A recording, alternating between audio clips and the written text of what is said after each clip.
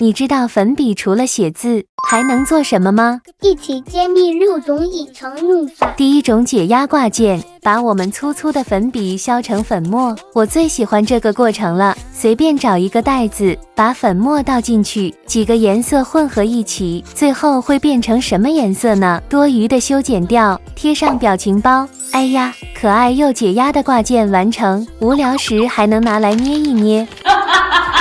玩腻了还能拿来炒菜，像妈妈一样搅呀搅。第二种不倒翁摇摇乐，把粉笔切成一小段，差不多这样的大小，我磨，再来切一条线，有点像酸奶瓶，贴个小贴纸，你看我摇呀摇都不会倒。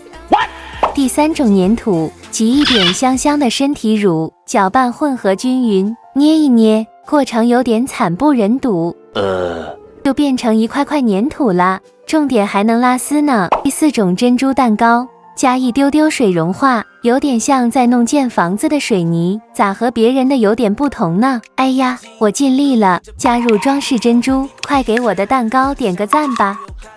第五种隐形笔，掰成一小段一小段，放在水里泡一泡，找一块黑板或者黑色纸，画一个爱你的心，就浮现出来啦。聪明的你还知道其他用处吗？